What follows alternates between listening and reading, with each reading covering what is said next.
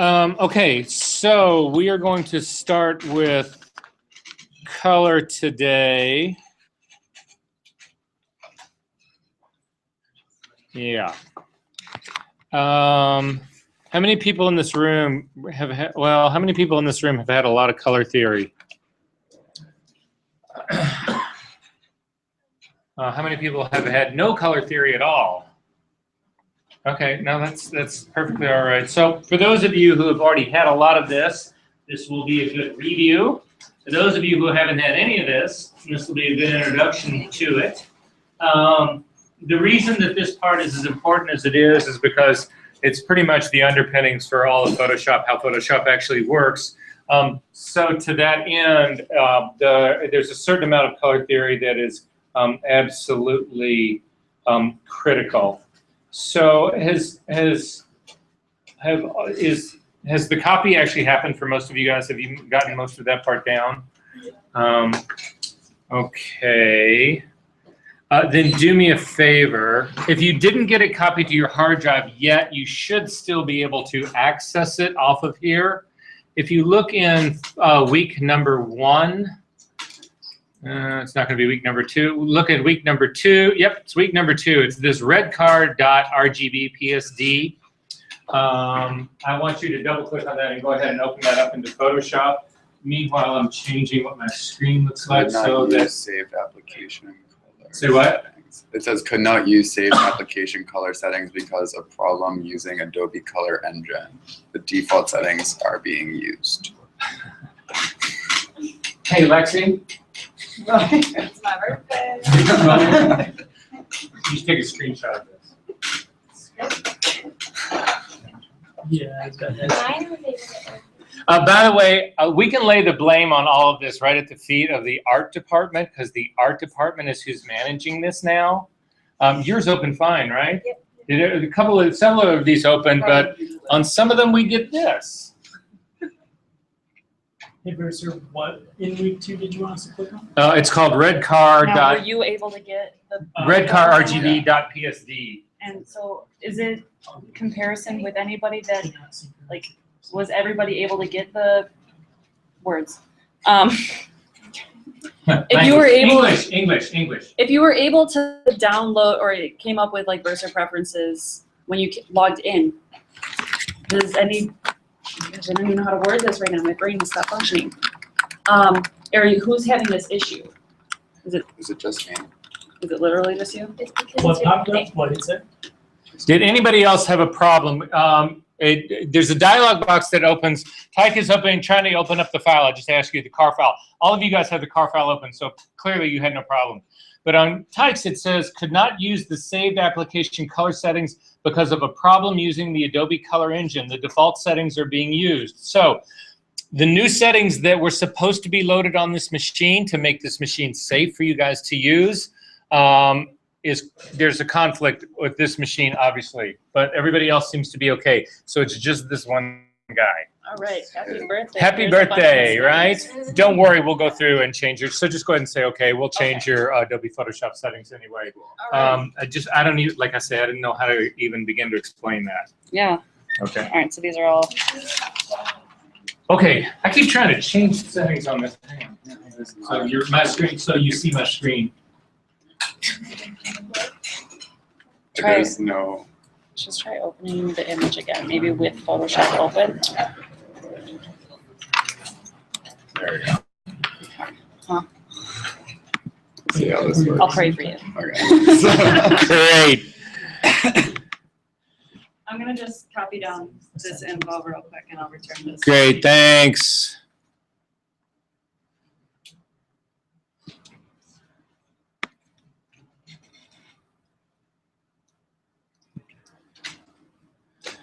All right, so let me change one last thing here really quick.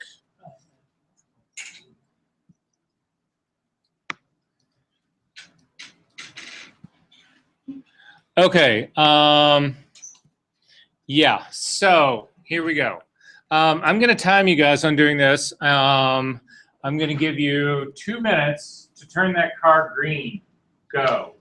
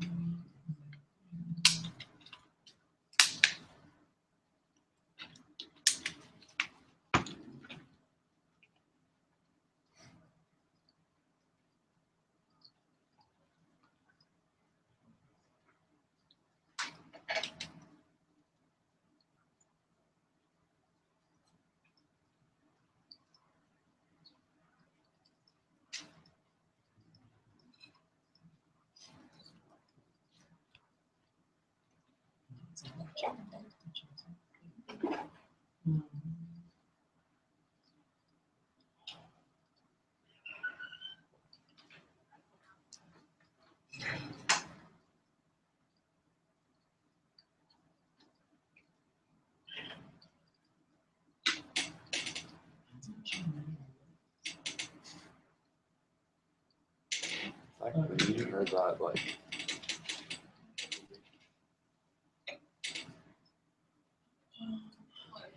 There we go. That's pretty green. How did you do that? So you gotta do the magentas too. Go away.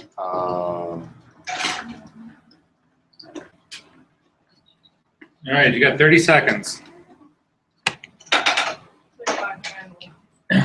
Gotcha. It's white. That's pretty good. Pretty good. I'll remember my project. You're green. One person's green, so another Yeah. person's orange. Actually, it's pretty good. Oh, yeah. If you were Photoshop together, what would you be? That's the game. Unusual color. Ah. Okay. Still getting there. I love it. I love that color Not green. what I see. That's more of an avocado. That's okay. That actually looks pretty good. I love this. That candy apple green. Pretty good, pretty good. All right. So, okay, that's it. Time's up. So, I have several successes over here. I have a couple of, we didn't get anywhere here in the middle. I got a couple of, so how did you guys do it? Just take it one at a time. So how did you do it? No. Tell me really. So what'd you do? I did Okay, so select color range and then what? Uh-huh. Fill it with green. Okay, interesting. How did you do it? Hue saturation, right? And hit colorize in it. Okay, good. And how did you get it just to do the car? Oh, so selection of the color. So even more. So, okay, good. How'd you do it? Hue saturation, good. That's beautiful color green in somebody else's world. How did you do it? Hue saturation, again. Hue saturation, hue saturation. How did you do the candy apple one? Selected it and then I went to add curves and just brought it all down. Okay, swinging. Heck, how did you do it? Hue saturation. Hue saturation, hue saturation. Okay, that's again how everybody did it.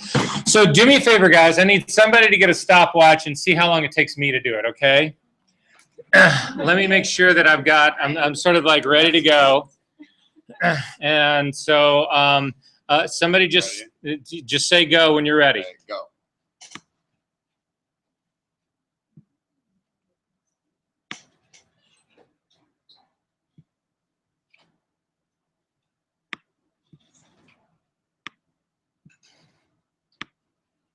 Stop. 16.5 seconds. The power of understanding color. So the reason I do this every single time, is to get you to commit to listening to what is going to be an extreme, well, I try not to make anything dry. It's technical somewhat. It's not overwhelming, it's not beyond but it's dry, it's lecture, right? We're going to get through lecture the first part of today. I'm praying that this is the last lecture I'm going to do in this class, that from this point on, we're only going to be working on files together. That's the goal here. I told you guys this last week. I'm a huge believer that if you're actually working on stuff, you have a much better way of learning it than listening to me drone on and on and on. However, there's theoretical issues that are at stake here that I've got to get through. So the reason I show this is that this is the it's my way to say to you that if you can get through this part of it and you can understand what's really going on here, that color ceases to become an issue for you, you actually control it instead of having it control you. So you can get rid of this guy right now. It's actually done whatever it's going to do. We are going to be working on a lot of files today, so don't worry. If you get sleepy during this, my suggestion is to stand up, shake yourself out. Matter of fact, that'd be a good idea for everybody right now. Just everybody just stand up really quick, take a deep breath. Wish you had a cup of coffee. I wish I had one too. Sort of work it out, get the blood flowing, stretch, do your Pilates routine really quickly. And here we go. You're welcome to stay standing up if you want. Everybody does have Photoshop going. That's the only thing I really wanted to start here. So we are going to start with the tri-stimulus descriptions of color, specifically RGB and CMY. We are leaving K for a little bit later in this lecture. Don't let the word tri-stimulus freak you out or scare you off or all that. It simply means 3 different kinds of stimulus. Stimulus meaning, input. So in the case of RGB, it's red, green, and blue. Those are the 3 for RGB. And CMY, it's cyan, magenta, and yellow.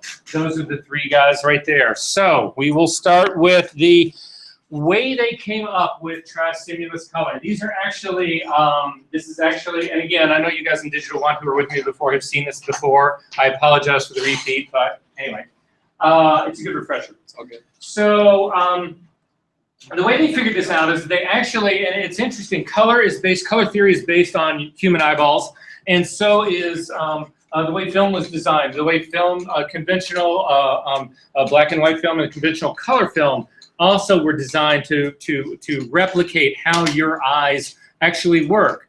And through various experiments, and this is the one experiment that they did, they realized that there are there's actually 4 types of cells. Okay, there's 2 types of cells in your eyes. There's rods and cones. Cones are in the middle, and they're responsible for color and detail. The rods that are on the outside of your eyeballs or on the edges of your eyeballs are really responsible for detecting motion. That's why you guys, when you see like cars in your peripheral vision, something move, or if you're out in the woods and you'll see, a rabbit or birds or that kind of stuff, whatever, you really pick up that sense of motion much greater on the outside, on the edges of your eyes, than you necessarily do in the middle. That was all designed to help keep you alive in the woods, so that when the tiger comes running out of the side to eat you, you actually had some prayer of knowing it was coming after you before it got there. However, in the center part of your eyes is what you really are responsible for, detail and color. In those cones that are in the center of your eyes, there's 3 different types, 3 different receptors. There's one that's sensitive to blue light, one that's sensitive to red light, and one that's sensitive to green light.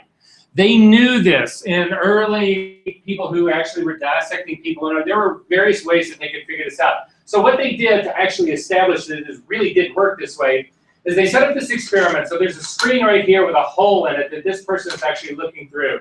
This is a white wall right here with a shelf that's coming out of the middle. They took a single color light bulb and they shined it down here at the bottom so that none of this light could actually get up to the top. So this single one purple color is actually shining down here. Then they took a red light, a green light, and a blue light, and they put rheostats on those lights. And what rheostats do is this. They control the amount of light that's actually coming through here. So this person he had a rheostat, one for the blue one, one for the green one, for the red one, and he could actually play around with those to the point that he could emulate this purple color. And when he got it right, it would look like this. And you can see now, by adjusting the amounts of RGB, he could actually emulate this purple color down there. Does that make sense? And that's how they figured out that RGB, tri-stimulus, that's where the beginnings of all of this begin. And it starts with additive primaries. So in additive primaries, red, green, and blue are the primaries. These are the additive primaries. If you look, the secondaries are actually CMY, cyan, magenta, and yellow. And you can see what's happening here. This is light. This is what an additive primary is. This is a red light right here. This is a blue light right here. This is a green light right here.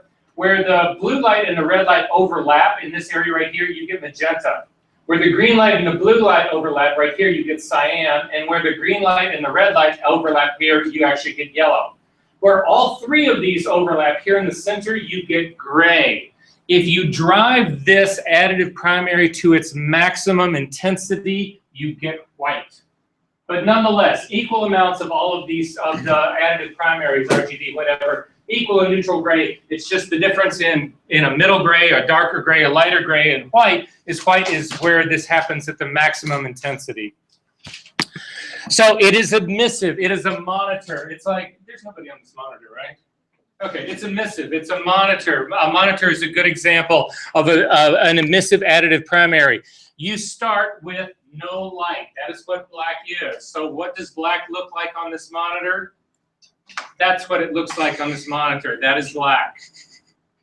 No light. You start with black and you add energy. And as you continue, that's why they call this an additive primary. You're starting with black, you start to add energy, and eventually, if you're using equal amounts of red, green, and blue, you reach white. Does that make sense?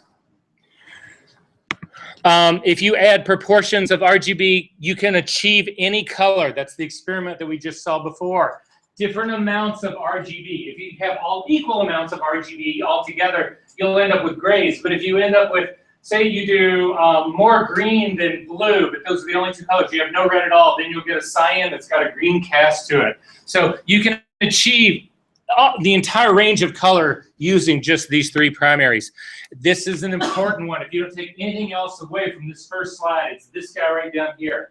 Equal amounts of any RGB equal and neutral gray. We'll look at this in better detail in just a second. Finally, white is equal amounts of RGB at its maximum intensity. I already showed that to you. How black is black? I already showed that to you as well. We went over this last week. Is this really only our second class? Wow. We went over this last week. When you look at this guy right here, does this look black to you? No, this looks like, I'm sure, a bunch of Venetian blinds with a bunch of streaks in it and stuff, and Savannah's in there, and Tyke's in there, and for you people in the back. So no, this is not, but at any rate, as far as the monitor's ability to show you black, no power in here at all. It's as black as it can possibly get. You can't get any blacker than that. You can kill the lights in the room, which would actually help. Subtractive primaries, and subtractive primaries is pretty much the opposite of RGB, and in our case, it's CMY. It is the negative of RGB. And in CMY, cyan, magenta, and yellow are the primaries. Red, green, and blue are the secondaries. So when we talk about CMY, what we are primarily talking about, not exclusively, but primarily we were talking about ink on paper. We were talking about inkjet printing, offset presses. We're talking about basically ink on paper. And what happens in that case is that you mix inks. You start with, you have a cyan, magenta, and yellow ink. And when you combine various portions of that, you can actually achieve the secondary colors, which is RGB. It's, again, it's the flip side of this. So if you combine magenta and yellow ink, you get red. If you combine magenta and cyan, you get blue. If you combine cyan and yellow, you actually get green. If you combine all three of these together at their maximum intensity, theoretically, you should get black, but you do not. And the reason you don't get black is it is impossible to make inks that are pure enough. This is a physical problem. This is not, in theory, CMY should do this. It should, equal amounts of this all put together should do this. But they've never been able to find pigments that are pure enough to actually have this work. It gets close in some ways. In the lighter ranges, this works out very well. So when you're in very light tones, and when I say light tones, like, well, certainly, well, these are actually primary, but sort of light tones, oh God, what's, oh, here, like this. This will be a lighter tone. Like the blue of the sky that's in this. That's actually relatively easy to achieve with only CMY, just those three inks. But once you start getting down into these really deeper blues, the darker stuff, or if you were actually trying to emulate black, once you start to get down here, the imperfections of the ink really begin to show up. And instead of getting black, you get this dark shit brown. So to compensate for that, what ends up happening, what they end up doing is as you start to get darker and darker and darker, they take equal amounts of CMY inks, they remove them, and they replace them with a true black ink. And that's how you achieve black in a CMY world. That's why we get K. The K on CMYK stands for key. key is a term that they use for making masks, and it involves black ink. And the reason they use it is because B, which could have stood for black, was already taken by blue. So that's why we end up with CMYK. So, but this is absorption on paper. How on earth, why is this, here, this one right here, why is that red? Let me turn on the lights. Not those lights. Watch your eyes. Why? Well, here, yeah, look, that one's more red. Why is that red? Why is the red around there red? Why do we see that as red? What's happening? Why does it appear red to you? Shoot. Exactly. That's exactly right. White light has all the colors of the rainbow in it. It has all of RGB, all of CMYK. It has the whole gamut in it. Every single color exists inside of white light. White light actually hits this thing, and the ink that's in there that makes that thing red, the ink absorbs all of the colors except for red, and it reflects red back, and that's why we see it as red. And the same thing holds true for yellow right here. Whatever ink is on this is actually absorbing all the lights in the spectrum except for yellow, and it kicks it back to us. It reflects the yellow back to us, and that's why we see it as being yellow. So in this system, when we think about this, this is all about what inks are designed to do is either absorb or reflect color or light. It does light as well. So you start with white. We start out with a white piece of paper. This is where we begin. And we add ink to this to subtract light. We are removing light. That's why we see either color. If we see color here, like this yellow, it's removing all of the colors except for yellow. It's subtracting those colors. Does that make sense? If you do, if you actually are working in grayscale, then this is absorbing various amounts of CMY. And eventually black, if you can get there, is as much light as can possibly be absorbed using ink. Now, all of us know, if you look at a piece of paper that is, I mean, something that's really intensely jet black, or even fabric, you look at black velvet, it's really intensely black, right? But you can still tell it's there. It's not like a void to you when you look at it. So again, this is one of those cases where in a theoretical world, it removes all light, but the truth of the matter is it never really completely does, not at least for human eyes. So although, again, the same issue right here, depending on how much light you subtract and what color of light you subtract, you can achieve any RGB color, or in theory, you can do any RGB color. Equal amounts of CMYK, do they equal gray? I just told you that they didn't, so don't turn around and say, sure they do. They don't. And we're going to see this in just 1 second. You'll see what I'm talking about. So black, again, it should equal CMYK at its maximum intensity, but it is not. However, the question that it begs right now is, how white is white? What is the whitest you can get? The piece of paper. The piece of paper is as white as you can get. It doesn't get any whiter. How is that different than your monitor? A monitor is additive. Can I keep adding energy to that monitor forever? I can add enough energy to that monitor that it peels back the skin on my face, burns my bones to ashes, eliminates me anymore. And I can add more light if I want. I can keep going. Sky's the limit, right? There is no limit to how much energy you can ultimately add in an additive world. However, so what I'm saying is you can just keep getting whiter and whiter and whiter and whiter and whiter. In a CMYK world, this is it. This is as white as it gets. You don't get any whiter than the piece of paper. This is what you start with. Make sense? So for those of you who think that you can actually then translate this thing on your screen to a piece of paper and have it be perfect transition, that, oh my God, my print looks exactly like my screen, that's an illusion. It'll never be perfect. However, you can get really damn close. You can get really good with this. And that's going to be one of the goals in this class, is to also fix all your printing fuck-ups. How many people in here feel like they're getting exactly what they see on screen on their prints? First one. How many people in here do test prints to try to fix your color, right? And then once you do it, you start fucking with your color, right? You start, oh, it's a little blue, and you start, oh, it's a little red, and you just start, you try to fix it all, right? My goal is to hopefully get what you see on your screen as close as possible in your first print, the first thing that you kick out. I haven't done a test strip in decades. And that's my goal to you. Maybe I will do, what I'll usually do is I'll pull the first print and I'll actually look at it and I'll have some response to it. I'll know that, again, the transition from screen to print can't be perfect, but it'll be close enough. I might tweak a little something here or a little something there, but for the most part, I'm pulling my first proofs are spot on the money. When I do the big mural prints here, I've never done a test strip. Okay, well, no, the reason I'm saying that, the reason I'm saying that is that, doesn't that take a lot of time? Yeah. You do the test strip and you get it back and then you start screwing with your color and you do another test strip and you get that back and you keep screwing with your color and you do another test strip and you get it back and you keep screwing with your color. Hate my life, right? So I'm going to get you into, hopefully, a color managed workflow that eliminates this. That's going to be the goal, and a big part of it's going to happen today. All right, so moving on. I'm not going to talk about this right now.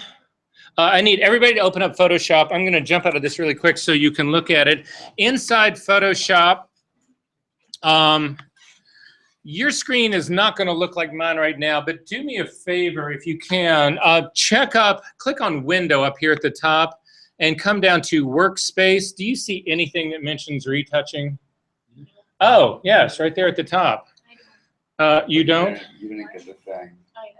Oh, yeah, if you didn't get the preferences, you didn't get it. If you did get the preferences, which will get worked out next week, you should have a thing up here at the top that says retouching. If you select that retouching, I'm not going to select mine because mine is set up to be for this monitor right here. You need to select retouching. It will make your screen look like mine. However, this is a two-step process. You need to select the working space and let go.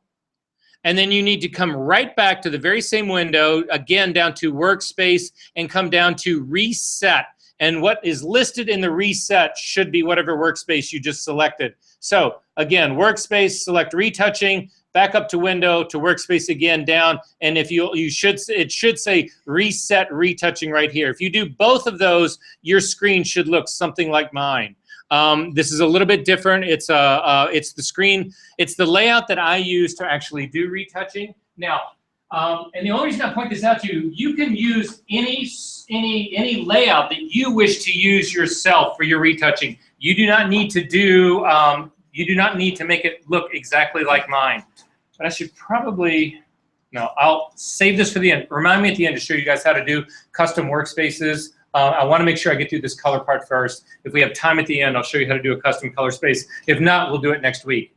But hopefully your screen will look like mine. The only reason I say this is if you want your screen to match what it's going to look like on my screen and on the videos, you need to be in this working space. Also, in the work that we're doing here in this class, this layout becomes extremely easy for you. You see all the stuff that you need to see at all the same time, and so that's kind of why this thing is laid out this way. Right down here in the corner, this is the tool palette right here. Right down here at the bottom of the tool palette are the foreground and background colors.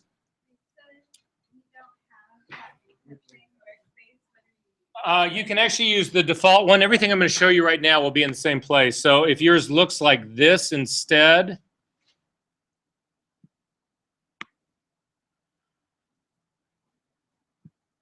it's still the same thing right down here. The foreground and background colors are the only thing I'm really looking to get you to right now. It's these two guys right here. This is the foreground color. The background color is underneath it. In my case, it is white and black. If you wanted to get to the default foreground and background colors, which are black and white, you simply hit the D key. So if you've had any other color that was in here before, because you can set these to different colors.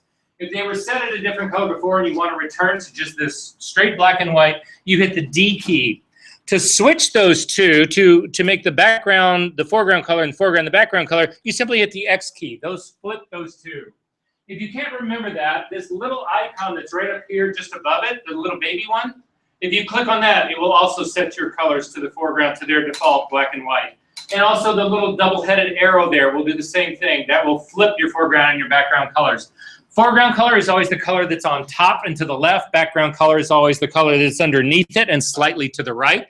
If you click on the foreground color, and it doesn't matter whether it was black or white, it doesn't matter either one. I really don't care. You just need to get the color picker up, and it should look like this. I've made this statement before. I'm going to make it again really quick. This lecture, you guys can already tell right now. Well, if after last week, hopefully this week you're beginning to see. If not, I tend to go really fast. I keep it going fast. There's an enormous amount of information I've got to get into your brain. If you get lost, if you've missed a step, stop me. You need to sing out. You need to say, Verser, stop. I do not have the color picker up. That's not working for me. So click on that guy right there to get the color picker up. And now you've got everybody else's screen that's looking the same. Stop me. Do not be ashamed or afraid to say, Verser, that's not working for me. So just click on that guy right there. Either one. Yeah. Yep, that's fine. You got the color picker up. If you've still got the red car up and it's distracting to you, you can get rid of the red car or leave it up. It doesn't make any difference. So the color picker comes up, and I want you to actually click on the red radio button. It's the R button right here. This is RGB right here. This is HSB, which stands for hue, saturation, brightness. This is LAB, which is another color space we'll talk about later on. And this is CMYK right here. So if you have not come up with a black color, I want to get you to black. And so in order to get to black, if you select the R value, all I did was click my mouse and drag it across the R value and type in a 0. If you then hit the tab key, it will take you down to the green value, hit 0 again, hit the tab key one last time and put in a 0 for RGB. And you will see with an RGB value of 000, you end up with a black color right here. This is the preview of what you would get in the color picker right here if you said okay. If you started with black, that was already done for you. However, if you got the red radio button clicked right here, what you'll also see is that this bar, the column that goes right up here, will always preview whatever of these radio buttons that you have selected. Before we change any of that, what I also want you to notice is this. Look at the RGB values here. The RGB values here are equal, and we have, because they are equal, we have a neutral gray. Now that gray is black, but black is a neutral gray. White is a neutral gray. Medium gray is a neutral gray. Light gray is a neutral gray. Dark gray is a neutral gray. Gray is gray, but you can run the entire gamut from black all the way up to white. However, look at the values here in your CMY. To actually make this black, you have to use 75% of your cyan coverage. Now, these are given to you in percentages because this is the amount of ink that you are laying down. Remember, CMYK is a subtractive process. So when they talk about percentages, what they're saying is in order to get black, you need to mix a color that has got 75% of the possible saturation of cyan ink. Then you've got only 68% of magenta. The yellow ends up being pretty close to the amount of magenta. And then you hit it with a whopping 90% of black ink. That's what you need to mix in your pigments in order to get a black. In the RGB world, it's simple. It's 3 numbers that are exactly the same. In a CMYK world, it is a minefield. There are the greatest color scientists in the world continue to this day to work on these formulas, how this thing actually gets calculated. And you'll see when we get into lighter colors how these things actually change. But you can see there is no way to predict. There is no way you can figure this out. What you should also see in this is that cyan, you need more cyan than you ever need magenta or yellow. Cyan is the real culprit in this game. Cyan is grossly inefficient. They are finding a pure cyan pigment it is impossible. Nobody's been able to do it. So at any rate, with the red radio button selected, if you click on the double-headed arrow down here at the bottom and you start to drag it up, you'll see 2 things happen. Number 1, you'll get a new color right here in the new color box. And number 2, you'll see that this value of R is changing. And if you crank it all the way up to the top, you get a pure red. And you will also notice that the value in that R right now is 255. So what you see in Photoshop, and this is actually without getting into bit depth right now, this is specific to an 8-bit image. There are 256 possible reds in a typical Photoshop file. So for the red, we start at 0 and we go up to 255. That actually means that there are 256 possible reds. Why is that? 0. 0, which everybody thinks is a black, it should be discounted. It's not. 0 in this R slot right here is actually a red black. And that exists. So you can't just dismiss that. This 0 is viable. It's one of the reds that exists. But so you can see that whole, and you can see how those values also establish the amount of red that you're actually contributing to a color. If you slide that all the way back down again, and you click on green, you'll see that again, the column will preview the green, and the exact same situation happens here, 0 to 255, and the same thing with blue. Again, 0 to 255. Now again, crank that blue all the way up to the top, and again, look at what's happening for your CMYK. To get a pure blue, they've eliminated all the K. There is no more K in here because this is actually at least mid-tone or lighter. There is no yellow in here, which makes sense because yellow is actually the complement of this. But look at this, you have way more cyan and you've got magenta. It's just like I say, it's a minefield. But anyway, with your blue cranked all the way up, I want you to click on the green and crank it all the way up. And now what you will see, what do you have now here? What color is this? Yeah. This is cyan now, and you can see, look at the calculation for cyan here in the CMYK thing. Who on earth would ever be able to figure this out? Nobody. But in the RGB world, it's very simple to do this. I mean, it's just like, okay, pure green and pure blue mixed together makes pure cyan. It's really very simple. So that's how this whole sort of like method works. Does that make sense to you guys? And the reason I bring this up is that RGB is relatively easy to understand. When we get into HSB and LAB, those other kind of color spaces, and you're struggling with trying to remember what exactly is brightness. How is brightness really affecting what I'm looking at here? If you can't remember that, just do a quick trip here to this dialog box. Click on the B for brightness, and this column right here will turn into your brightness scale, and you can actually start playing with those sliders, and you go, of course, that is what brightness is doing, or this is what hue really is. We're going to get to all that in just a second. So at any rate, let me jump back into our lecture really quick.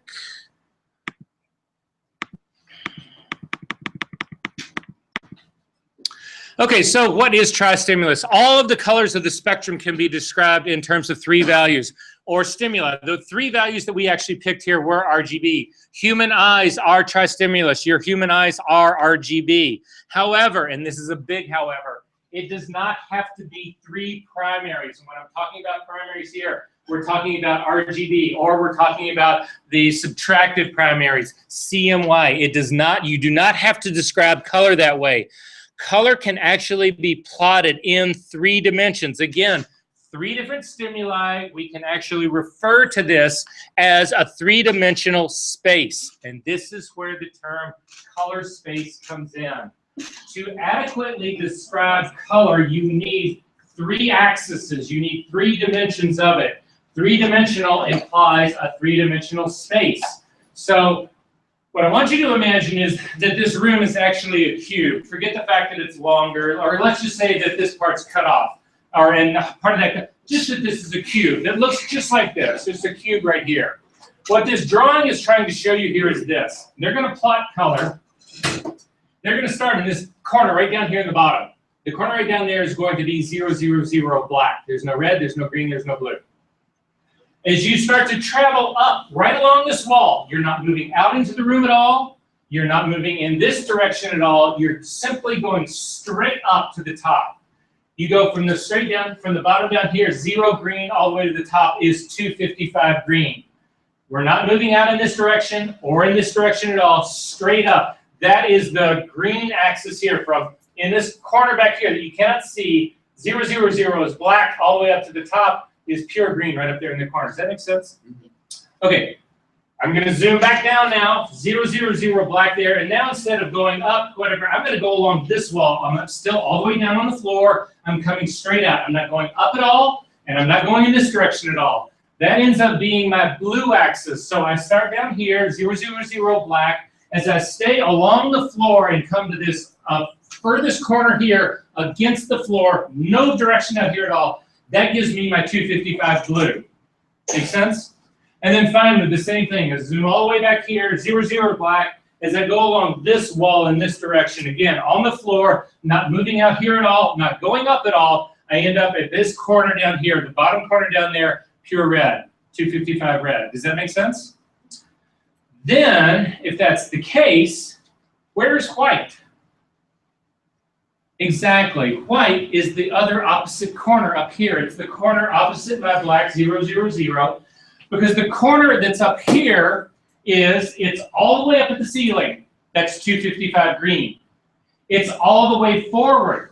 That's 255 blue. And it's all the way this direction forward as well. That's 255 red. If you go back to your color picker in Photoshop,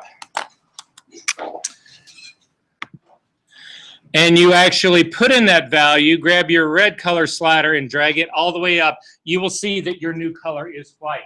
Again, the definition of white in Photoshop is, the definition of any gray in Photoshop is equal amounts of RGB. The definition of white is RGB at its maximum intensity, which is what 255 is.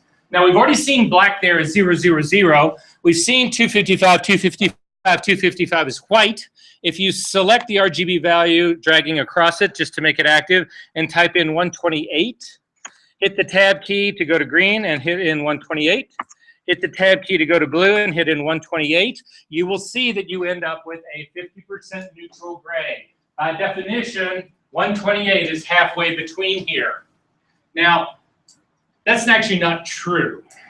Anybody in this room who's mathematically inclined will know that there is no middle point of an even number, right? So what really happens is 0 to 127 is half of your range. 128 to 255 is the other half of your range.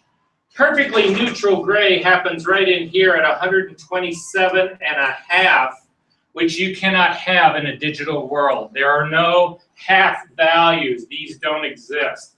And the reason I bring this up right now is that by definition, they picked 128. They could have picked 127. They are equally wrong. This comes in later on in some of the calculations that we actually do. There's a very small rounding error that happens because of this. But for all practical purposes, 128 is your middle gray. If you select that number again at the top, the red value, and you put in 192, hit the tab key and go to 192 for the green, hit the tab key 192 for the blue, you end up with a light neutral gray. If you select that number one more time and you put in 28, hit the tab key 28, tab key 28, you end up with a dark gray. This just keeps going on and on and on. As long as you have equal values of RGB, you end up with this neutral color. Why does that matter to you? Well, hang on.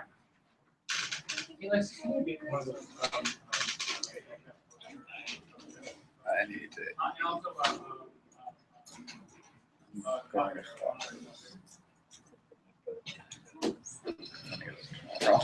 You're gonna get a what? Toggle. You can get a birthday special. No toggle. Birthday toggle. For the candle. Oh, it's your birthday. See what they do. Guys, it's my birthday. So guys, Toggle. that is the secret to doing color correction with this color passport checker. If I didn't show you that last week, I will show it to you this week. We'll actually do that. But on this color passport color checker, this guy right here, watch your eyes. You will see that on this top row right up here, there's a series of grays. These are scientifically, this whole chart has been scientifically engineered to have extremely precise color and tone. These colors up here are all supposed to be neutral. So when you open up this, if you've got a photograph that has this in it, and you use the white color picker, is everybody used to doing that? Has anybody not ever used, like in Lightroom, you've got the white balance tool, looks like a eyedropper with a target around it. Don't worry, if you don't know what it is or you're not familiar with it, we're going to use it in this class today. You'll actually see it. But the whole point is that these values are supposed to be neutral. And the way Photoshop color corrects is when you click on one of these guys, it makes these colors neutral. If these colors are neutral, and they should be by definition, then your file is color corrected. Does that make sense? And it's all based on this fact that in Photoshop land, and in all of RGB land for that matter, that neutral grays have equal amounts of red, green, and blue pigment or light in them. Okay, hang in there, guys. We're getting there. Okay, so back to this 3D color space. So we can see that this right here is a description, and you can also see that right here, that white is this upper corner. So neutral gray, that 128, 128, 128, happens right here in the middle of this cube. Does that make sense? I'm halfway up the green, 128. I'm halfway out into the room, 128 for my blue, and I'm halfway from that wall to this direction here. I'm not up at this corner yet, so really, this is really more the middle right here. But you guys get where this is going, right? And the advantage of having a color space for a number of reasons is that not only can you describe color, you can also describe all of tonality. So our entire tonal range from black to white runs on a line. It goes from that corner down there straight through the center of the cube to this corner up here. All of our neutral colors, our neutral grays, will happen along that line. And so the reason this becomes important is that in trying to translate color, in trying to have predictable color that you can translate and talk about, if I said to you, I want a kind of an orangish red, and you would say to me, okay, sure, here, this is orangish red. There is no chance you're going to come up with the same color that I'm thinking of, right? Because how ambiguous could you possibly get? Orangish red. I want Peyton's hair color. That's the color I want you to give me. Well, okay, what does that mean? You know, if Peyton's sitting right there, then I have a prayer. But if I'm trying to do it on memory, I'm thinking, well, I know it's, you know, it's in the green, teal kind of area right there. But, you know, if instead, though, I said to you, I am going to tell you what location that color is in a color space. I'm going to pinpoint an exact spot in that color space. That is the color I want. Then there's no ambiguity to this anymore. You're not talking about color like red, green, or kind of a bluish cyan, or you're not talking in those terms. You're saying, I want the color that's located at this space. I want color that's right here in this space. Now, I don't know what color that is, but you get the gist of where this is going, right? And it looks something like this. So this is a three-dimensional space. There is a unique point, unique location for each and every color. You can describe RGB this way. You can do CMY this way. It does not have to be primaries. We'll talk about that in just one second. HSB, which is another way of describing color, is not based on these RGB or CMY primaries. However, it is a complete full description of color space. So if you, this is the example that I was trying to say. If you were to look at this one location, this spot right here, you can describe this blue not by saying, oh, I want this sort of lightish kind of medium blue kind of thing, whatever. You say, I want a blue that is a red 51, a green of 153, and a blue of 204. And if you go back to your color picker right now in Photoshop, you can put in those values, if I can remember them. So type in your red value, I want you to put in 53, hit the tab key, go to the green value, type in 153, hit the blue value, and put in 204. And you should end up with a color that's somewhat similar to the one that I've got up here on screen. So now I'm trying to talk about the description of color in some abstract. I've given you an exact location. The color that every single person is looking at in this room right now is identical. There is no ambiguity about it. Make sense? Okay. There's another program I need you to open up. So go into your Finder. Actually, I take that back. Let me get through something here first, and then we'll do that. So, who in this room can tell me what hue is? Well, that alone should tell you how catastrophic the color theory education at Columbia College has actually been. Nobody in this room can tell me what hue is. A pure color. Pure, yeah. How pure color is. Not quite. What hue is, it's the property of color that gives it what we would label as red, green, blue. It's that part of color. If you look at these 7 patches right here, these 7 patches, the only thing that is different in these guys is the hue. They have all the same saturation and they have all the same brightness. What hue then is, it's the property of a pure color that distinguishes it from others. We know that red is different than green. The fact that we know that is based on hue. So again, it's the property that gives it its name. It's why we call red, red, blue, blue. Hue, and don't worry about the associated, I got rid of that part of the lecture a long time ago, wavelength. So next thing, what is saturation? Exactly, saturation is the purity of color. In all color models, what you will see is a color has a complement. It's essentially the opposite of it. If you look at a color wheel, watch your eyes. I'm going to draw a color wheel on here really quick. I'm going to show you a much better version of one in a second. But I just need you to understand what complementary color is. If we look at a color wheel, and typically the way that they're drawn, you've got a big circle like this without anything in the middle. Red ends up being right here. The complement of red is cyan. Green ends up being here. Magenta is the complement of that. Blue ends up here, and yellow is the complement of that. If you think about the color wheel, the purest red you can get is right here on this very edge. And the purest cyan you can get is on this very edge. As you start to pull this red in towards the center, and you do it by adding cyan, you do it by adding its complementary color, it starts to be less pure. And by the time you get to the very exact center here, where you have equal amounts of red and cyan, you again are at a neutral gray. So in the case of this image that we're looking at here, saturation is how pure the color is. Forget about Munsell right now. So it's to the degree to which it appears pure. At one extreme, you have the pure color, and that would be right here at this extreme right here. This would be considered a pure color.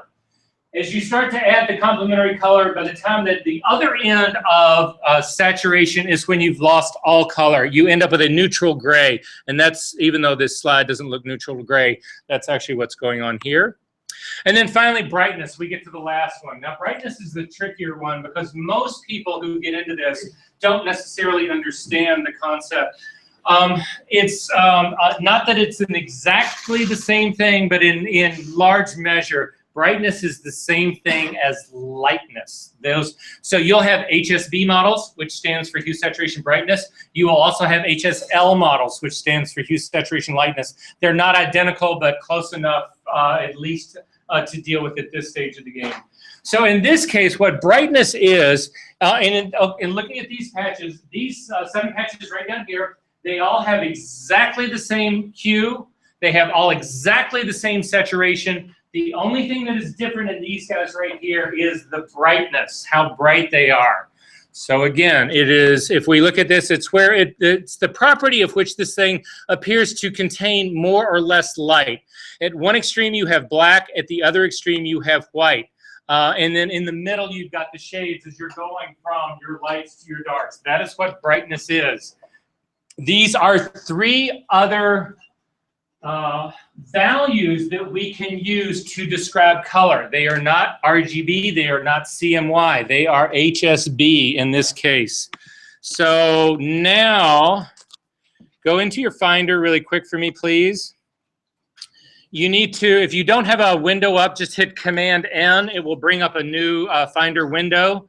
Click on Applications. Scroll all the way down to the bottom of the application folder. You will see a utilities folder. Open that. Inside that utilities folder, you will see this thing called Color Sync Utility. If you click on that, double click on that to open it, it will open up. There's several tabs that are at the top of this. You need to make sure that you've got the second icon at the top clicked. You do not want to click on Profile First Aid. You want to click on this. It just says Profiles. When you do that, you should get a window over here that at least has system. It may have user, it may have other, but at the very least, you should have system up here. If you click on this drop-down arrow, I'll be right there, you will, yeah, you're on profile. It looks like first aid. Yeah, click it and I'll click on these icons here. Okay, so yeah, go click on that guy.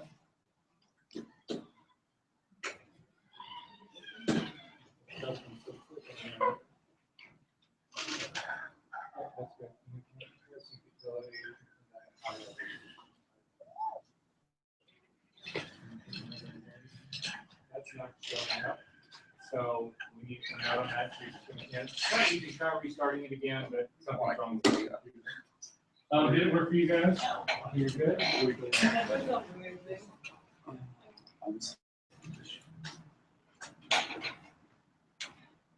It's down in here in this utilities part. So a lot of times, is this typically a resolution like this, or utilities? And click on profiles. Well, we're working together.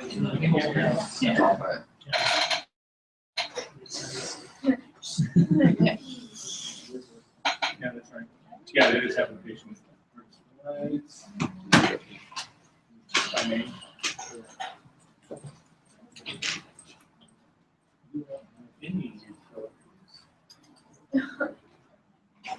Huh. That's bizarre. All right, well then just watch, okay? You're good? Everybody else is okay on this? You're gonna miss all the fun if you don't have this though.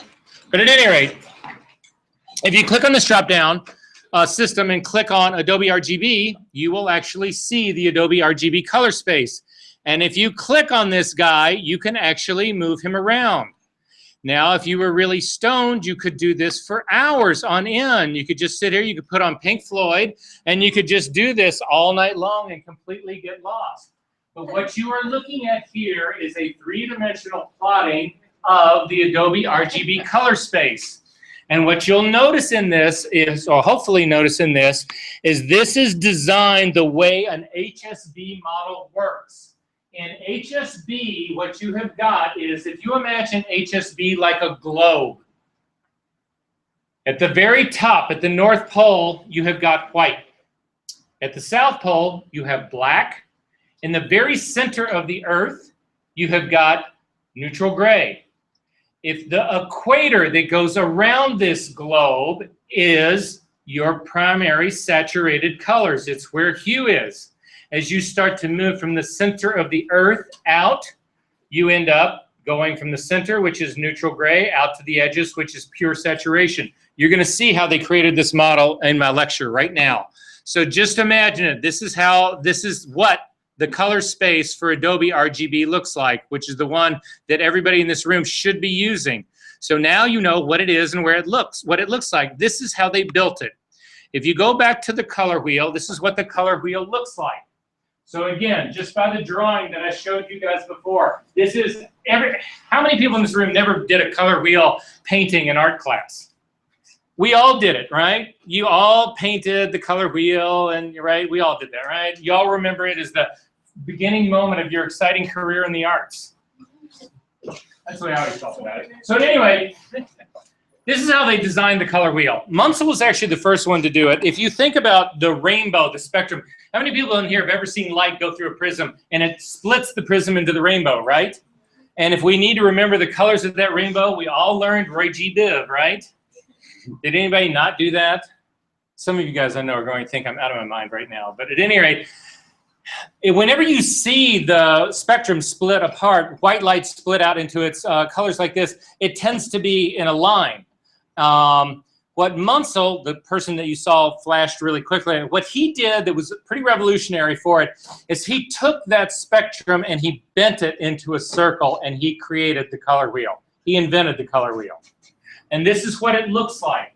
So he was the first one. Typically, if you look at the spectrum, red is on one end and you end up with violet at the other end.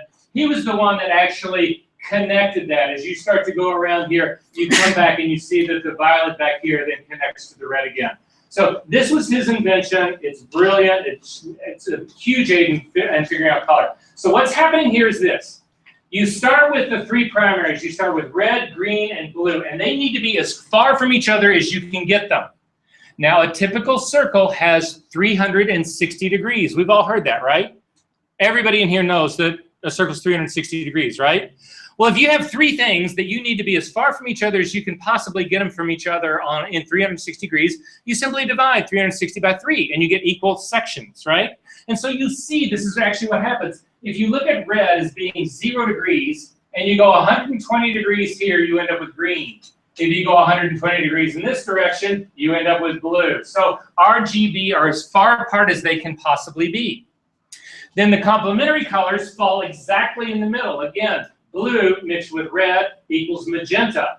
Halfway between this, if we start at 360 here, halfway down here is a 60-degree change. This is 120 degrees from red to blue. It's only 60 degrees to get to the midpoint. Same thing up here. If you're looking from red to green is 120 degrees. To get to yellow is 60 degrees. By definition, red is always 0 degrees. I always tell everybody this is a great way you can go to the bar tonight once we get through all of this and bet your friends that they don't know what degree cyan is, and you do.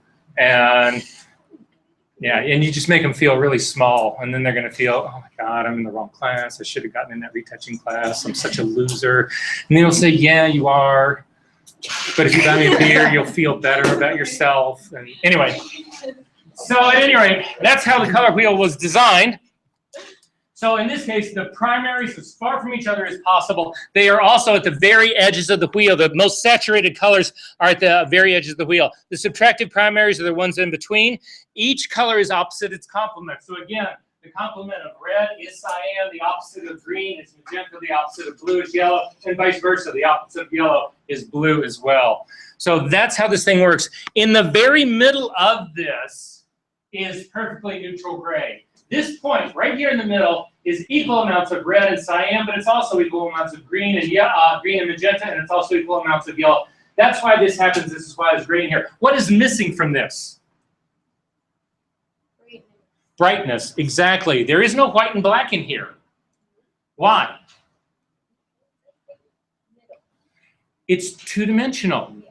Color is three-dimensional. This is a two-dimensional illustration.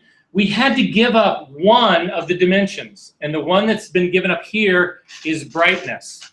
So what they did to fix this was they take the color wheel, which is a disc, not unlike this old-ass cup of coffee that somebody left here. It's a two-dimensional disc, and that you're looking at like this. What they did is they take that two-dimensional disc and they turn it on its side like this.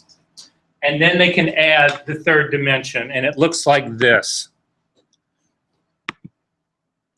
So they've taken the color wheel, they've dropped it on its edge, and then they've added this third dimension, which is brightness. So as you're going here up, it gets lighter. As you're going from here down, it gets darker. If this was a better illustration, that point at the very end down there would be black, and that point up at the very end would be white. Why is this thing shaped like two cones and not just a cylinder? There's more colors. Just what? There's different levels of whiteness and black. Darker black and lighter black. Let's think about what's happening here. Again, if you go around the outside of the equator right here is where hue is. That's where hue changes. We go from red to green to blue and all that kind of stuff, right? As we go from the center out, we get more saturation. I'm going to go back really quick to make sure you understand this. So the most saturated color, the most saturated cyan you can get is right here at this point. As you start to get here, it's lost half of its saturation. By the time you get to here, it is completely desaturated. The same thing for all of these colors. Saturation is on the very outside of this. As you start to move into the middle, you start to lose saturation, right? Well, think about what happens with color as you start to get lighter. Do you lose saturation? Yes, of course you do. Think about it. You start out with a pure yellow, and you start to make it lighter. it starts to get creamier. It's not really that deep, intense highlight yellow. It starts to get lighter. And as you get lighter and lighter and lighter, eventually approaching white, by the time you hit white, you have no saturation in the yellow at all. The same thing happens in the other direction. As you start to get darker and darker and darker, you start to lose saturation. It's starting to move towards black and you lose saturation. So what's happening here in this illustration is that as we are going from these outside edges up to getting lighter, lighter, lighter, you start to lose saturation. So this becomes a cone instead of a cylinder. Does that make sense? And the same thing happens as you start to get darker down here. You're starting to move towards black and you're losing that. So if you go again back to the color sync utility, now you have a complete explanation of what is going on here. This white point is at the top, the black point is down here at the bottom. If you look at this thing from the side, you'll see that the most saturated of the colors are halfway between the black point and the white point. You will also notice that this is not a perfect shape that you would assume it to be. Why isn't this thing a perfectly round? Why isn't it the same as this guy right here? Why isn't it this just perfect shape? No, they both have all the colors in them. It's like there's no like true cyan. No, because this, again, we're talking about light now. So we can achieve a theoretical pure cyan because we're dealing in light, we're not dealing in pigment.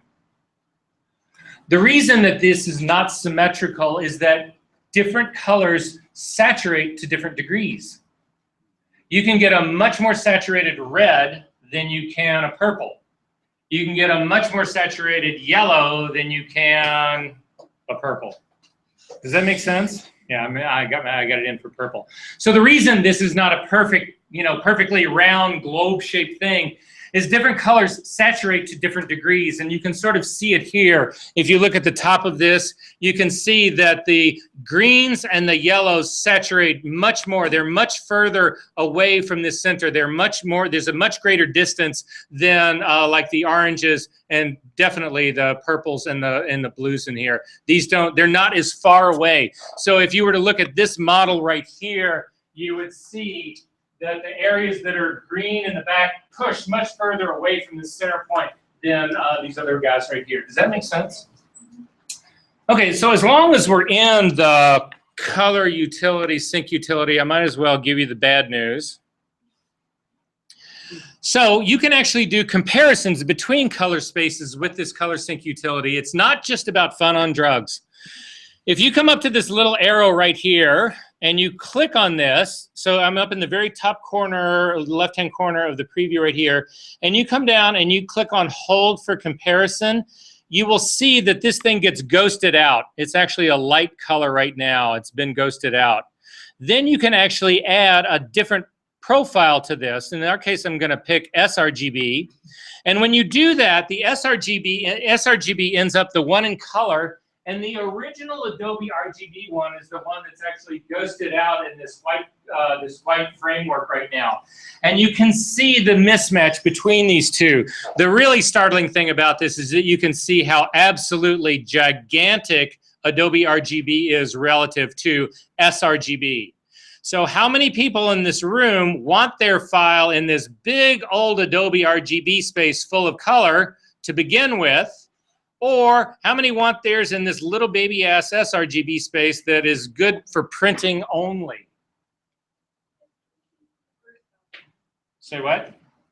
Yeah, option number one, definitely.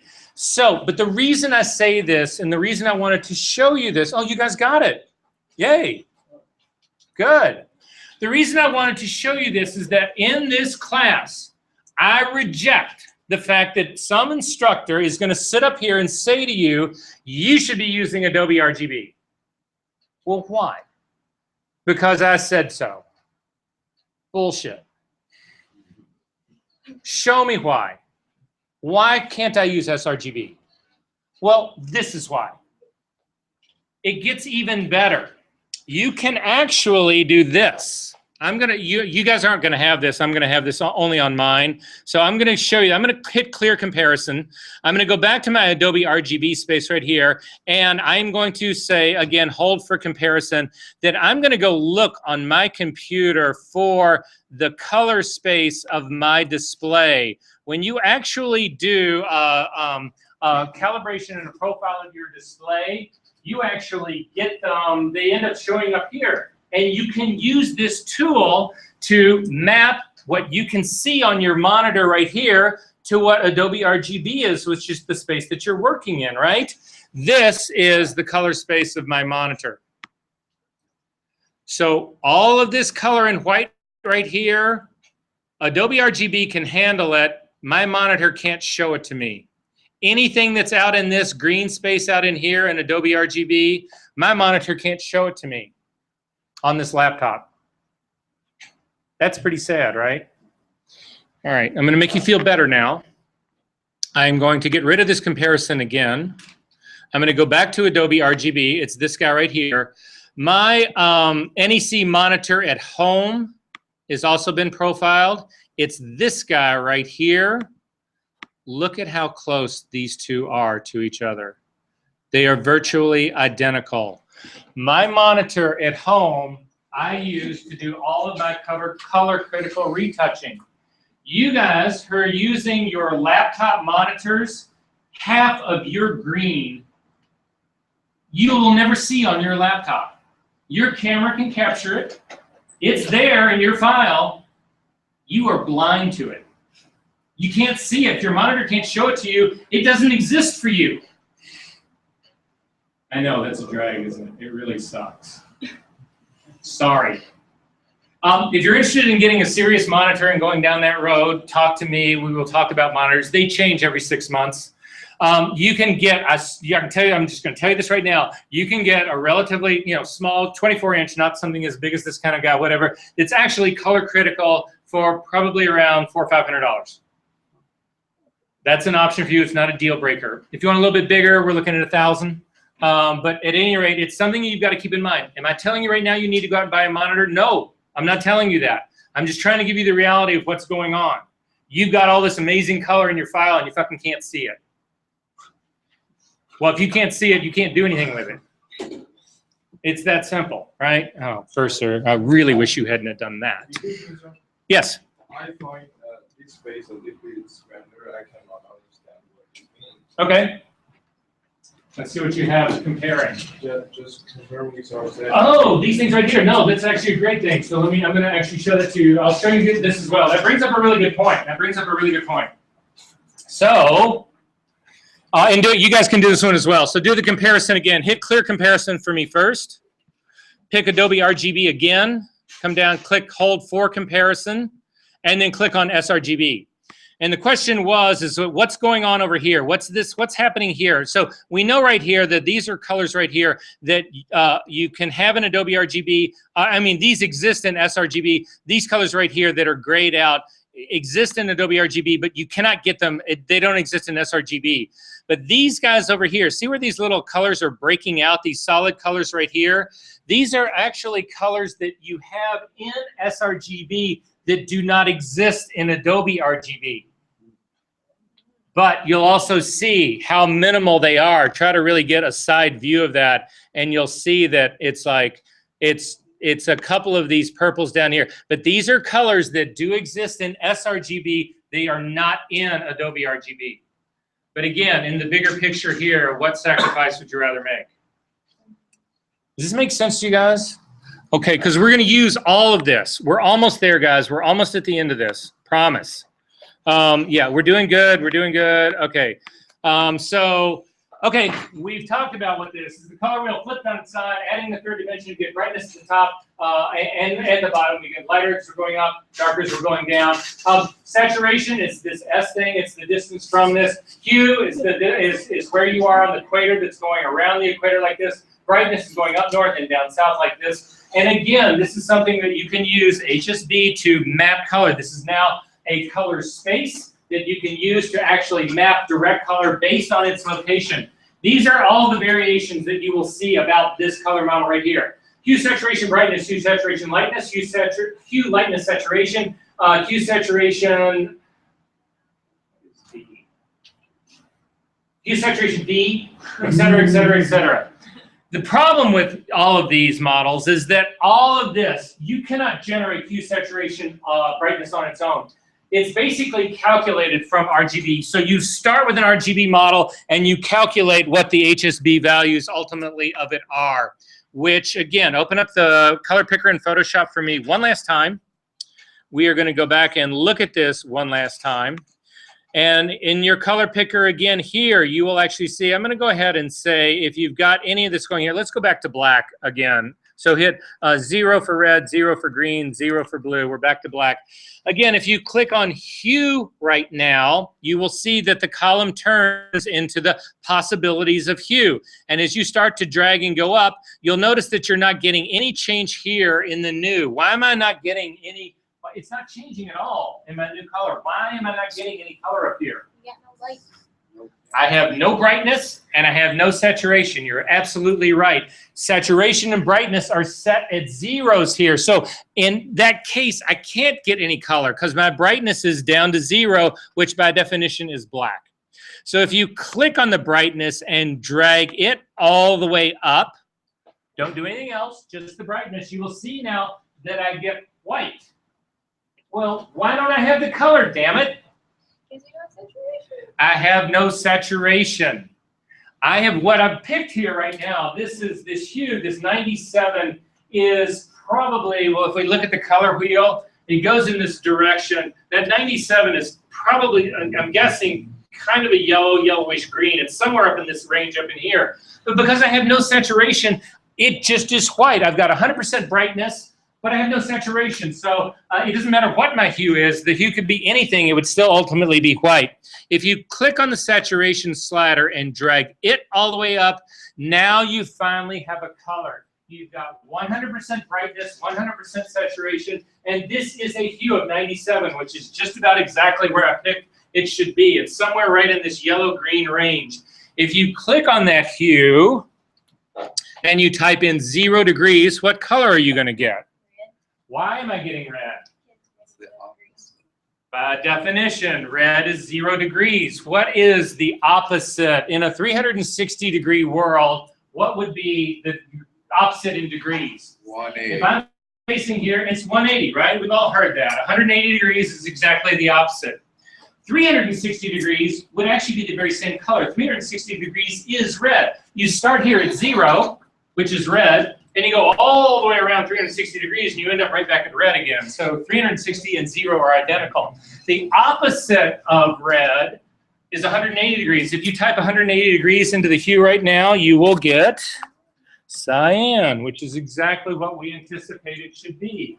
If you type in 120, what were we going to get? Green, by definition. Green is 120 degrees past here. 180 was cyan. If I add another 60 degrees to this, which would be 240, what's 240 going to be? Blue. Is this making sense? Again, if you forget what hue and saturation is, now we can actually look at the saturation slider. If you click on the radio button for S, and you can start to draw it down, and all of a sudden you see, oh, this is what's happening. It's starting to move away from its pure blue to becoming a neutral gray. Well, that's not a neutral gray. Well, yeah, that is a neutral gray, but it's white. How come this is white and not medium gray? Because my brightness is up at 100%. If I need this to be a middle gray, I have to drop my brightness down to 50%. And now what I've actually got, close enough, 49%. What I've actually got is a pure blue that has been completely desaturated and only half of its brightness, and it ends up being middle gray. Making sense? Remember the red car, guys. That's all I can say. Remember the red car. All right, almost done, almost done, almost done, and we'll take a break, and then we'll actually work on pictures.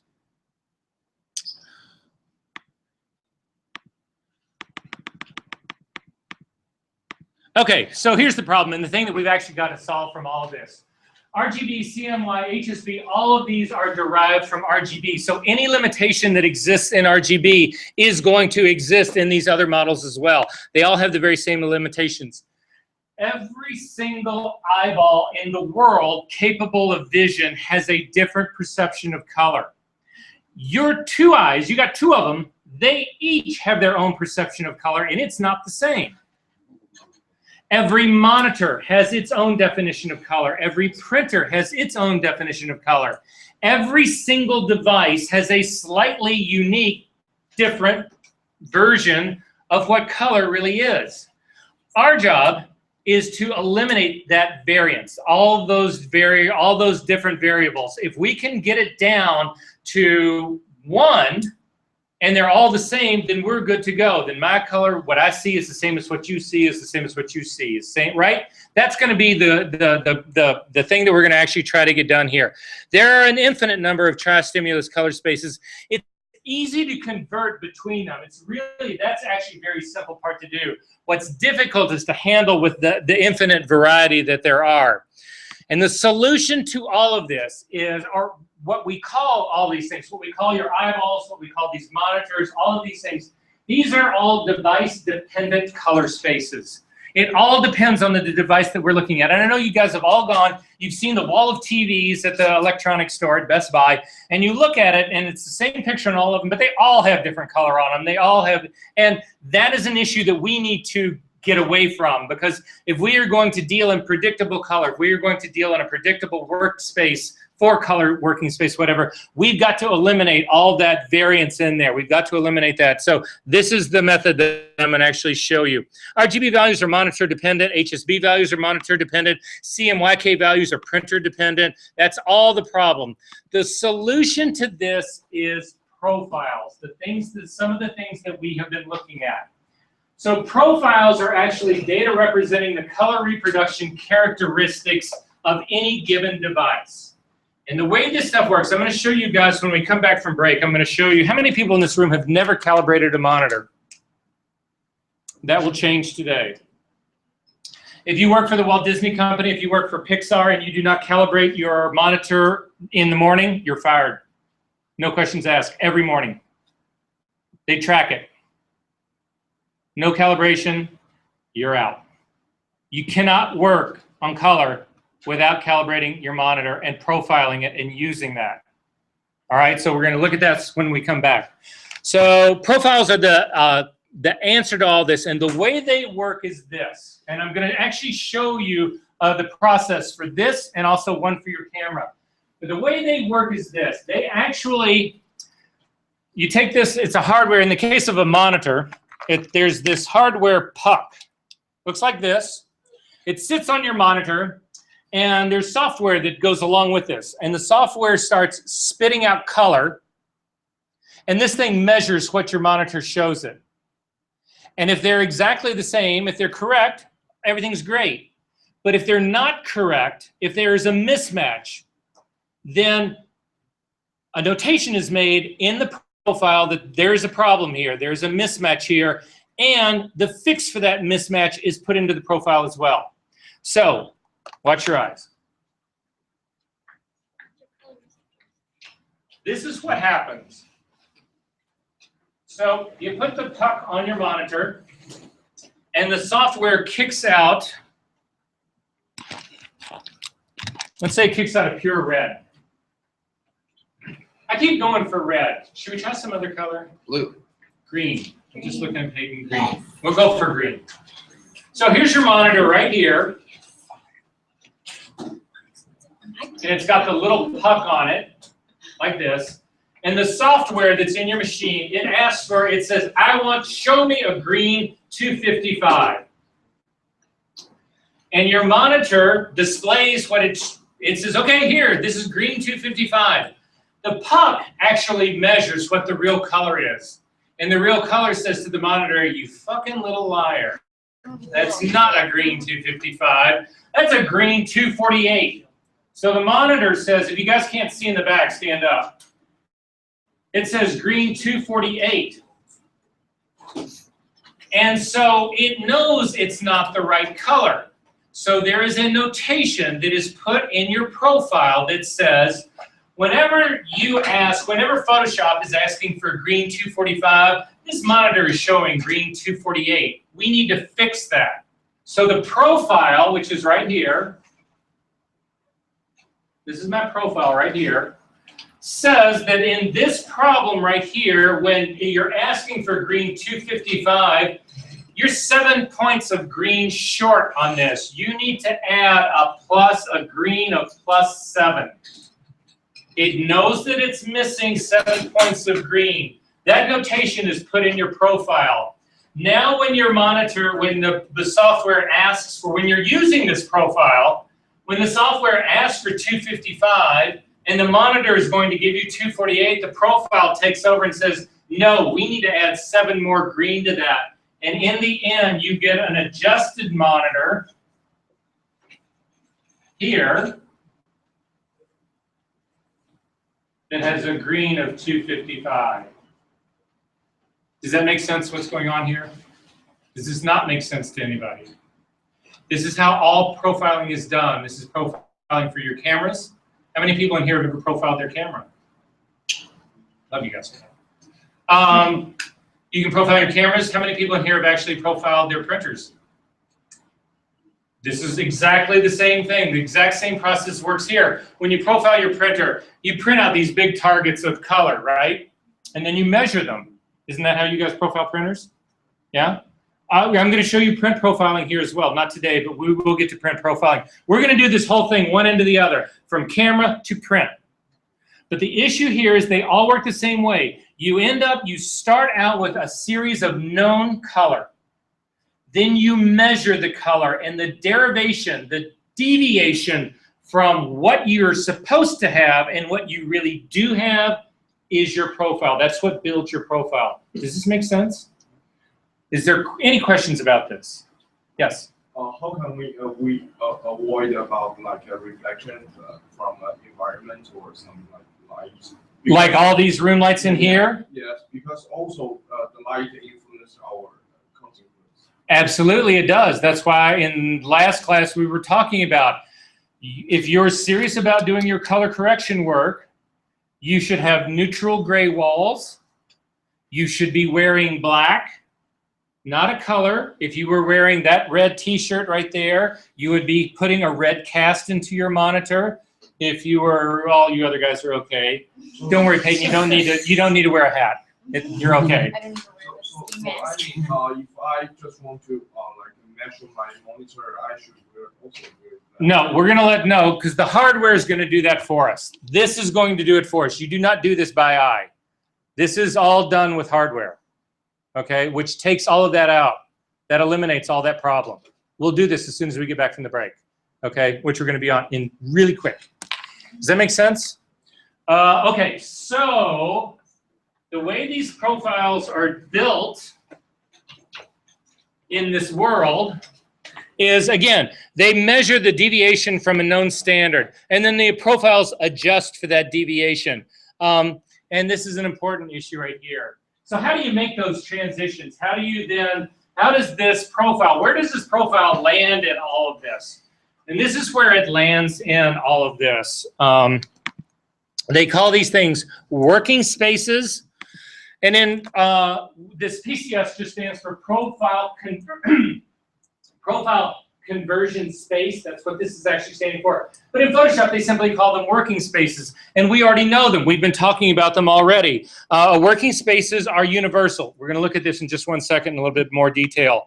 By definition, these profile spaces are device independent. Now remember, we said that a monitor, when we do this, it's a device. It's dependent. Its color's dependent on this monitor. My eyeballs, it's dependent on color. This projector, the printers out in the lab, all of these are devices and they all have their own version of color. But working spaces do not. Working spaces are independent of all devices. They are mathematical in nature. They're not dependent on a monitor. They're not dependent on anything. And the reason that's important to us is this. When I send one of my files to somebody in Japan, My file is in Adobe RGB. They open up that file in Adobe RGB in Photoshop. My Adobe RGB is theoretical mathematical space. Theirs, Adobe RGB, is identical. Now, their monitor is different than my monitor. So you're going to need to make a translation for mine's going to need to make a translation to my monitor. Theirs is going to need to make theirs. But the exchange space, this common working space for all of us, is identical. Does that make sense? It's going to make sense a little bit in just one second. I'll show you the definition or a drawing of it that hopefully will make this make more sense. But anyway, ProPhoto RGB, Adobe RGB, sRGB, there's a whole bunch of others. You can actually build your own working space if you want to. But device profiles are the key to how this system works. All of this grew into the Colors Consortium, what is called the ICC. If you look at any of your profiles, there's a tag on the very end of it. ICC is the file extension for color correction profile, unless you're in, if you're working on Windows, which, by the way, I work on both platforms all the time. So if I make any, I don't make it. Windows is just as good, in some ways better than Mac. Mac is sort of losing its way, I think, in computer world, whereas IBM is actually still hanging in there pretty well. But anyway, just throwing that out there. Don't you get the feeling when you look at the system software here, they're trying to make this thing look like a fucking iPhone? Yeah, right? And I don't want my computer to look like my phone. I want my phone to be my phone. I want my computer to be fast, solid, stable, predictable. It's not. At any rate, so this is how it works, guys. This is the solution to all of it. You take an image with a camera. You can use it. You can do this with scanners as well, but we're going to do ours with a camera. You take an image with your camera. It goes through the camera profile, which adjusts for the derivation of color in that camera. My 1DS Mark II is different than your 5D Mark III. We need to eliminate that variation. Profiles do that. So I have a profile for my camera. You have a different one for your camera. When you use that profile, it will actually then adjust the image as it comes in to your input software. Now, this input software right here it's either, well, in the case of Photoshop, this is Camera Raw. In the case of Lightroom, this would also essentially be Lightroom. In the case if you're using a C1 Pro, it would be, which is Capture One. It's all the same thing. This is the ingesting, this is the input software. This software, when you process your file, dumps it into this thing. This is the universal working space. This does not ever require a profile. Coming into it required a profile to get it to be neutral. But once you get into this space, this is a mathematical space. It has got nothing to do. It's not device dependent at all. It sits inside of Photoshop. And the beauty of this is that every versions of Photoshop, these spaces are identical. So if you were to take this very same file and put it onto any machine in this room, it wouldn't make any difference because this space is identical on every single one of these machines. Does that make sense? Does that not make sense to anybody? So then once this happens, the rest of it is easy. You've got a profile for your monitor. When you view this file here through the monitor profile, this monitor profile corrects it so that this monitor is neutralized. This is no longer device dependent because this monitor restores this to make this neutral color, predictable color. Does that make sense? If I had a second monitor down here, it would not use this profile. It would use its own profile. You can't share profiles from one monitor to another. That would defeat the whole purpose. Every monitor has its own profile, as does every printer. When you go out to print, you do all of this through profiles that are designed not only for the printer, but for the type of paper that you're using, for the settings that you are using, for the ink sets that you're using. All of that gets built into this profile so that when you make the transition out to here to this printer, again, this process takes care of all the deviation, all the variation that this thing has. It neutralizes this. This profile neutralizes this. So in theory, what you see on this monitor is what you get on this printer. Make sense?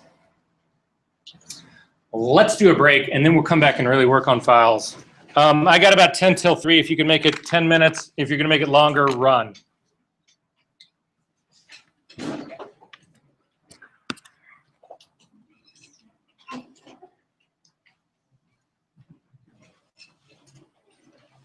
And we got through color.